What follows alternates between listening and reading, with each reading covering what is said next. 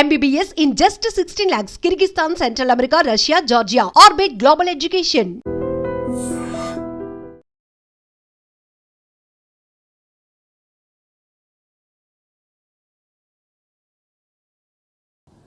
ఇవాళ మళ్ళీ అదే నీళ్ళనిచ్చే నదులు మనవి కాకుండా పోయే ప్రమాదం వచ్చింది. ముఖ్యమంత్రి నిన్నటి ఢిల్లీ ఒక హోటల్లో ఉన్నదే కేవలం రహస్య సమావేశాల కొరకు, వచ్చిపోయే వ్యక్తుల సమాచారం తెలియకుండా ఉండడం కొరకు. అసలు సమావేశాలు, రహస్య సమావేశాలు రాత్రి వేళలో జరిగిపోతున్నాయి. అక్కడ మాత్రం చాలా స్నేహపూర్వక సమావేశాలు జరుగుతున్నాయి. ఈ ఒక్కటి చాలు తెలంగాణ వాదులకు, ఇంకెవరికైనా కూడా కేసీఆర్ మీద కోపంతో కాంగ్రెస్ చెంత చేరిన వాళ్ళు ఇంకెవరైనా ఉంటే కూడా వాళ్ళందరి కళ్ళు తెరిపించడానికి ఇదొక్కటి చాలు. ఏంది? ఒకటే పత్రిక తెలంగాణలో ఏం రాసింది, ఆంధ్రాలో ఏం రాసింది చూడండి. ఒకటి తెలంగాణ ఎడిషన్, ఒకటి ఆంధ్ర ఎడిషన్. ఒక సమావేశం జరిగి రెండు రాష్ట్రాల మధ్యన, రెండు ముఖ్యమంత్రుల మధ్యన, రెండు రాష్ట్రాల అధికారుల మధ్యన సమావేశం జరిగితే ఎవరు చెప్పినా ఒకే తీరుగా ఉండాలి కదా. చెప్పింది నిజమే అయితే, జరిగింది వాస్తవంగా చెప్పితే ఒకే తీరుగా ఉండాలి కదా. ఇంతకు మించిన ఆధారాలు ఇంక అక్కరలేదు వాస్తవానికి. ఇంకా తెలంగాణ ప్రజలకి, తెలంగాణలో రకరకాల కోరికలతోని, ఆలోచనలతోని మళ్ళీ తెలంగాణ వాదానికి దూరమైన వాళ్ళకి, అన్నిటికీ మించి తెలంగాణ ప్రజలందరికీ విజ్ఞప్తి చేస్తూ ఉన్నాం. చూడండి ఏం జరుగుతుందో, ద్రోహం ఎట్లా ఉందో.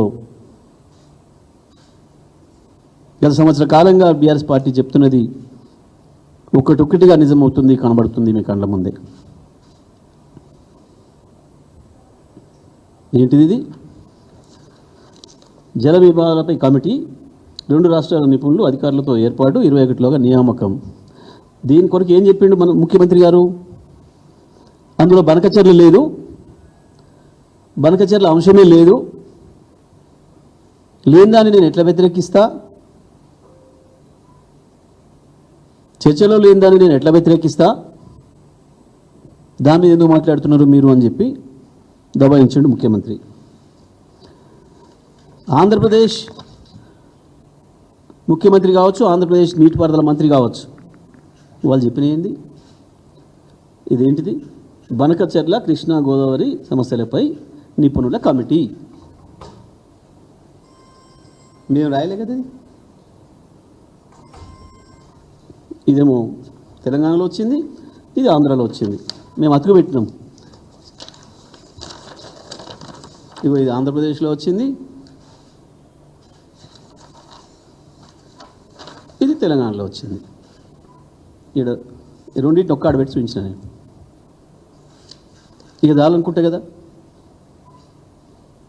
ఇక దబాయింపులు, గాండ్రింపులు, బూతులు. దీని మీద నేను ఒక్క మాట్లాడుతున్నా.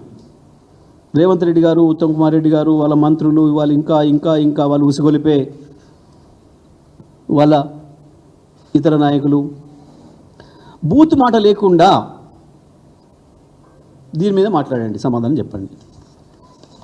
బూత్ మాటలు కాకుండా కేసీఆర్ని తిట్టుడో, కేటీఆర్ని తిట్టుడో, హరీష్ రావు గారిని తిట్టుడో, నన్ను తిట్టుడో కాకుండా దీనిపైన మాట్లాడండి. ఇక ఎవరిది అబద్ధం, ఎవరిది మోసం? చంద్రబాబు నాయుడు ఆంధ్రప్రదేశ్ ప్రజల్ని మోసం చేస్తున్నాడా? రేవంత్ రెడ్డి తెలంగాణ ప్రజల్ని మోసం చేస్తున్నాడా? ఏదో ఒకటైతే తేలాలి ఈ వార్తతో.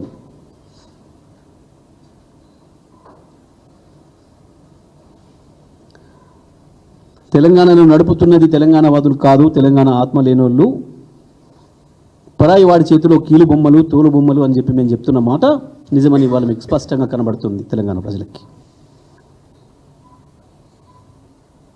అవతల వాడు రాసిచ్చిన స్క్రిప్ట్తోని మాట్లాడుతున్నారు అనే విషయం స్పష్టంగా కనబడుతుంది. ఇన్ని అబద్ధాలు మాట్లాడిన ముఖ్యమంత్రి ఇంకా నీకు నైతికత ఉందా ఆడ కూర్చోవడానికి? అవ్వాలా నోట్ల కట్టలతో ఎట్లా దొరికిపోయినావో రెడీ హ్యాండెడ్గా మళ్ళీ ఇవాళ అదే సేమ్ రిపీట్ అయింది. ఇవాళ మళ్ళీ ఈ రకంగా దొరికిపోయినావు. అవ్వాల నీ వ్యక్తిగతమైంది, కానీ ఇవాళ 4 కోట్ల ప్రజల జీవితాలకు సంబంధించింది ఇది. మొత్తం తెలంగాణకు జీవనాధారం, తెలంగాణను బతికి ఉంచగలిగిన ఏకైక ఆధారం గోదావరిని మొత్తం తీసుకుపోయి వాళ్ళ చేతులు పెట్టి ఏం సాధిద్దాం అనుకుంటున్నాను.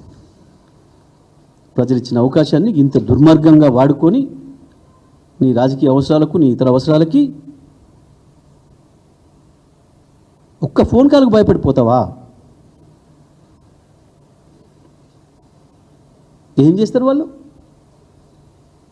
తెలంగాణ ప్రజలు కదా నేను గెలిపించింది, ముఖ్యమంత్రిని చేసింది. నీ చీకటి దోస్తులు కాదు కదా. నీ చీకటి దోస్తులతో ఉంటే దావతులు చేసుకో, డబ్బుల మూటలు పంపించుకో,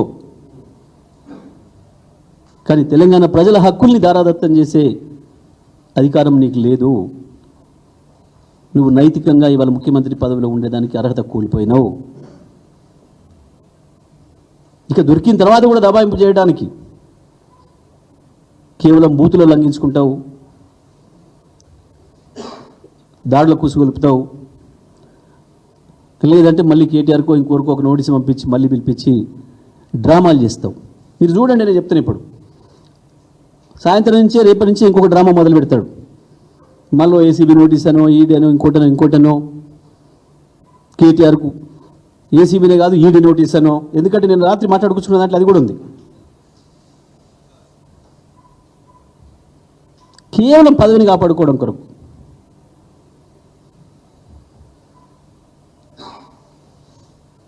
ఒకవైపు మోడీని బీజేపీ సంతృప్తిపరచడానికి, మరొక వైపు గురుదక్షిణకి. ఎజెండాలోనూ లేదు మాట్లాడిండు. వాస్తవానికి ఎజెండాలో మొదటి పాయింటే బనకచెర్ల. ఎజెండాలో మొట్టమొదటి పాయింటే బనకచెర్ల.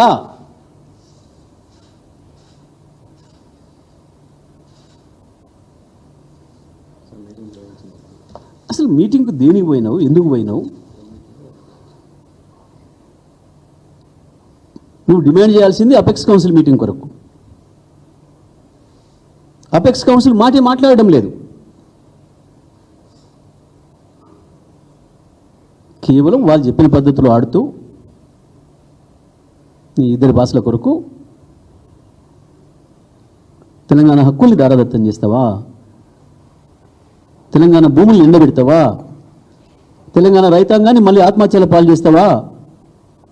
మళ్ళీ వలసల పాలు చేస్తావా? మళ్ళీ బొగ్గుబావులు కూడా లేకుండా చేసిండ్రు.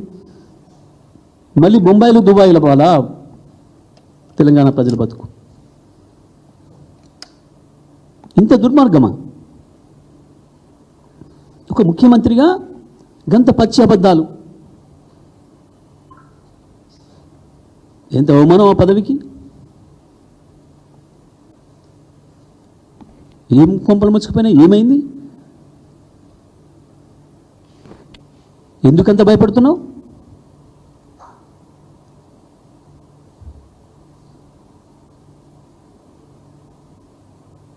పోతే పోతుంది పదవి. జైలు పోతున్న భయం ఉందా? దేని కొరకు భయపడుతున్నావు? నీ ఒక్కడి కొరకు, నీ కుటుంబం కొరకు కోట్లాది మంది ప్రజల్ని బలిపెడతావా?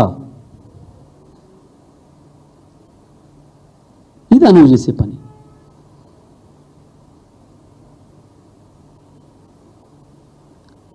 కాళేశ్వరం మీద అబద్ధాలు మాట్లాడి కాళేశ్వరాన్ని ప్రారంభించకుండా చంద్రబాబు చెప్పిన డైరెక్షన్లో ఇవాళ కాళేశ్వరం ఉన్నది, కాళేశ్వరం నుంచి మేము నీళ్ళు ఎత్తుతున్నాం 140 టీఎంసీల నీళ్లు అని చెప్పి మనం చెప్తే బనకచెర్లకు ఎట్టి పరిస్థితుల్లో అనుమతి వచ్చే అవకాశం లేదు. అది మేము చెప్పడం కాదు, ప్రభుత్వం అధికారికంగా చెప్పి కొట్లాడాలి అపెక్స్ కౌన్సిల్లో. కానీ బనకచెర్ల అక్కడ కాళేశ్వరం లేదు, మేము అక్కడ నీళ్ళు ఎత్తుతలేము అంటే ఇలా ఇంకో 140 టీఎంసీల నీళ్ళు మీకున్నాయి కాబట్టి ఇవి నాకు ఇవ్వండి అని చెప్పి మోడీ పానం చంద్రబాబు చేతులు ఉంది కాబట్టి ఒప్పించి తీసుకుపోయే కుట్ర కాళేశ్వరాన్ని బండబెడుతుంది. అందుకే ఆనాడు కొద్ది రోజులు రాజకీయాల కొరకు చేసిండ్రు, అది కాస్త ఇవ్వాలని మెడకు చుట్టుకుంది.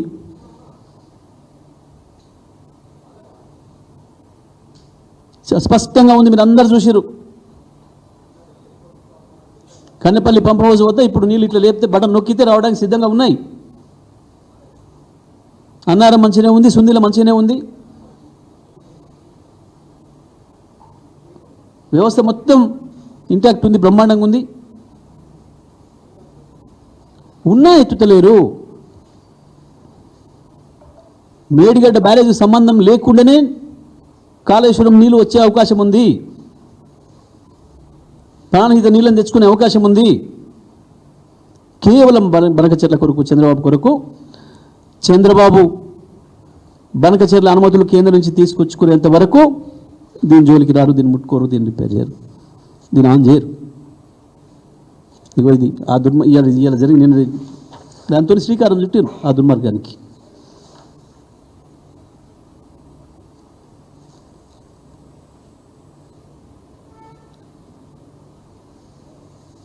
నేను వేరే పదాలు ఉపయోగించడం లేదు, నేనేం ఆవేశపడటం లేదు. వస్తుంది ఆవేశం. నువ్వు చేసిన ద్రోహాన్ని చూసిన తర్వాత అది అర్థమైన తెలంగాణవాది, ఏ ఒక్క తెలంగాణవాదికి కూడా రక్తం మరగకుండా ఉండదు. ఇంత ద్రోహమా, ఇంత మోసమా? రాజకీయ పదవుల కొరకు కోట్ల మంది ప్రజల్ని బలిపెట్టి ఎంత సాహసం చేస్తారా?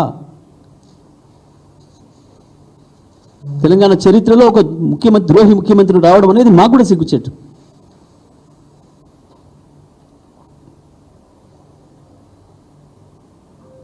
వచ్చిన రెండో ముఖ్యమంత్రి ఇంత అధ్వానంగా చూసాం. అప్పుడు వెనకటి కాలంలో కూడా దేశద్రోహులను, ఒక రాజ్యంలో ఉండి ఇంకో రాజుకు ఉప్పందించినోడిని, స్వతంత్ర పోరాటంలో బ్రిటిష్ వాడికి సమర్థించినోడిని చూసాం, దేశద్రోహుల్ని కూడా. కానీ వాళ్ళు వ్యక్తులుగా ఉన్నారు. కానీ ఇవాళ నువ్వు 4 కోట్ల మంది ప్రజలు వాళ్ళ భవిష్యత్తుని నీ చేతిలో పెడితే నీ రాజకీయ స్వార్థం కొరకు ఇవాళ మొత్తం గోదావరిని తాకట్టు పెట్టొచ్చి, గోదావరిని అప్పజెప్పొచ్చి, అబద్ధాలు చెప్పి ఈ రకంగా మోసం చేయడం ఏదైతే ఉందో, నేటి ముఖ్యమంత్రి వైఖరిని మేము తీవ్రంగా ఖండిస్తున్నాం. ఇప్పటికైనా తెలంగాణ ప్రజల ముందట నిజం ఒప్పుకోవాలి, క్షమాపణలు చెప్పాలి. ఏమాత్రం నైతికత ఉన్నాను వెంటనే రాజీనామా చేయాలి ముఖ్యమంత్రి పదవికి. ఆంధ్రప్రదేశ్ నుంచి నీ బండారం బయటపెట్టిన తర్వాత వాళ్ళు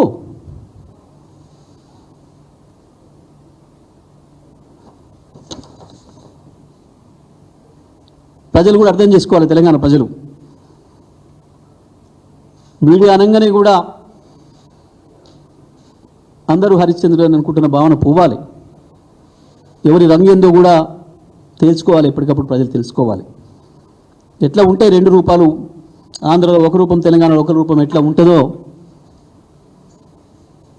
ఎవడు ద్రోహులో తెలంగాణకి మళ్ళీ ఒకసారి తేల్చుకోవాల్సిన సందర్భం వచ్చింది. ప్రజలు ఉద్యమ సందర్భంలో ఎట్లా నీళ్ళను వేరు చేసి చూసినామో ఇవాళ మళ్ళీ అదే సందర్భం వచ్చింది. తెలంగాణ ప్రజలకి అదే అవసరం వచ్చింది. నేను మళ్ళీ చెప్తున్నా, ముఖ్యమంత్రి గారు నువ్వు చేసే తప్పుకు ఇప్పటికైనా క్షమాపణలు చెప్పాలి తెలంగాణ ప్రజలకి. ఏమాత్రం నైతిక విలువలున్న ముఖ్యమంత్రి పదవికి నువ్వు రాజీనామా చేయాలి. ఇప్పుడు ఇక తెలంగాణ ప్రజల ద్రోహిగా తేలిన తర్వాత అందుకు కూర్చునే అర్హత నీకు లేదు వాస్తవానికి.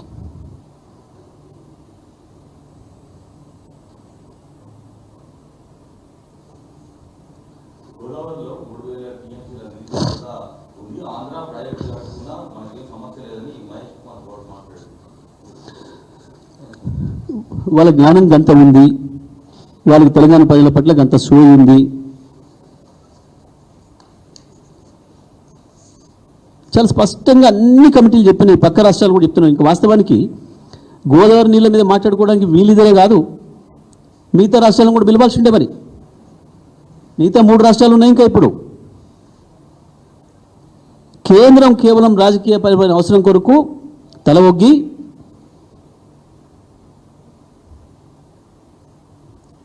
చంద్రబాబు నాయుడుకి వంతబాడుతూ బీజేపీ కూడా ద్రోహం చేస్తుంది తెలంగాణకు.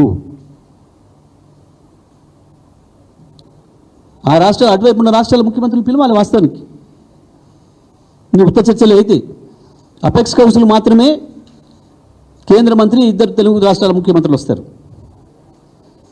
అది కాని చర్చలు జరిగినప్పుడు తప్పకుండా మిగతా రాష్ట్రాలు కూడా ఉన్నాయి. అక్కడ పక్క రాష్ట్రాలు చాలా స్పష్టంగా చెప్తున్నాయి, ఒక్క చుక్క కూడా నీళ్ళు అదనంగా లేవు గోదావరిలో. ఇప్పుడు గోదావరిలో ఉన్న నీళ్ళ ప్రకారం అన్ని రాష్ట్రాలు అందరూ వాడుకుంటున్నారు. ఒక చుక్క నీళ్ళు కూడా లేవు కొత్త ప్రాజెక్టు కట్టడానికి ఇంకా అని.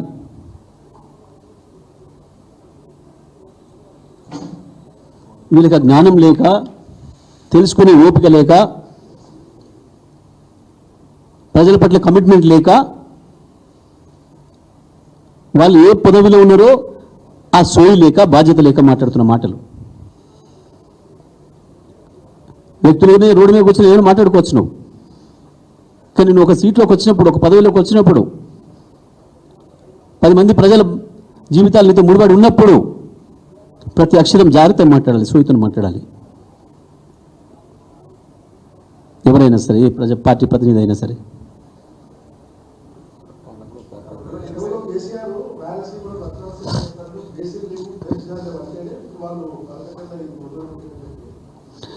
అందులో సందేహం ఏమి లేదు. కేసీఆర్ చెప్పిన మాటకు మేము ఇప్పుడు కూడా కట్టుబడి ఉన్నాం. మేము చెప్పిన పద్ధతుల్లో చేస్తే తెలంగాణకు ఇంకా లాభం ఎక్కువవుతుంది. కేసీఆర్ ఏ పద్ధతిలో చెప్పిండో ఆ పద్ధతిలో పొమ్మని చెప్పండి.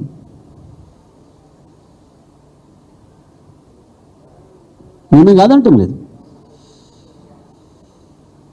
కేసీఆర్ చెప్పిండు ఎందుకు అమలు చేస్తలేరు?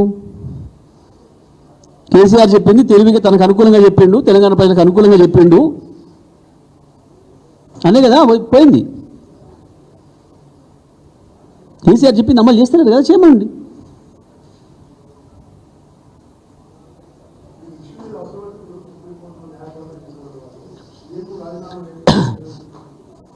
నేను చెప్పింది అబద్ధాలు ఆడినందుకు ఇష్యూ ఒకవైపు, నిన్నటి పచ్చి అబద్ధం ఒకవైపు, ప్రజలను ఎట్లా మోసం చేస్తుందనే దానికి. ఒక ముఖ్యమంత్రికి అంత పచ్చి అబద్ధాలు ఆడడం అనేది నైతికత అవుతుందా?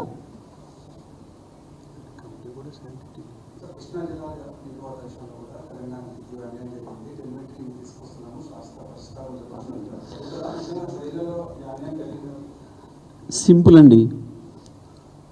చంద్రబాబు నాయుడు గారి సహాయకులు రాసిచ్చిన పదాలని మాట్లాడుతున్నాడు రేవంత్ రెడ్డి గారు. చంద్రబాబు గారి ఎజెండాను ఈయన నెత్తినకెత్తుకొని పనిచేస్తున్నాడు. ఈయనకు తెలంగాణ నీటి హక్కులపైన ఎటువంటి అవగాహన లేదు, ఆ అవగాహన పెంచుకునే తీరిక లేదు, ఓపిక లేదు. ఇది నాకు అక్కర్లేని ముచ్చట కదా, నా పని వేరే ఉంది కదా అనే భావనతో ఉన్నాడు. కాబట్టి అందులో ఏముందో కూడా తెలియకుండా సోయి లేకుండా చదువుతున్నాడు. 100% నేను చెప్తున్నా, ఆయన గురువులు ఇద్దరు, మోడీ గారు, చంద్రబాబు గారు. రాహుల్ గాంధీని కలవలేదు ఏడాది నుంచి, కానీ వీళ్ళిద్దరు మాత్రం చాలాసార్లు కలుస్తున్నాడు. అందులో సందేహం ఏం లేదు.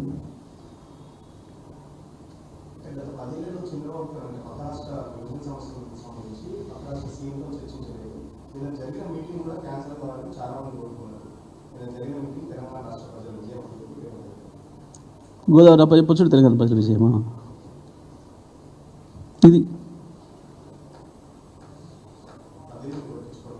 అదే కదా దొంగ దొంగ దొంగ అని అరిచిన విధానం అంటే కాదని అంటారు. దొంగతనం చేసి ఉరుకుతూ పట్టుకోవడానికి ఎదురు వచ్చిన ప్రజలకి అగో వెనక దొంగనుడు అని చెప్పి పారిపోయిన దొంగ తెలివి ఇది. దీనే దొంగ తెలివి అంటారు.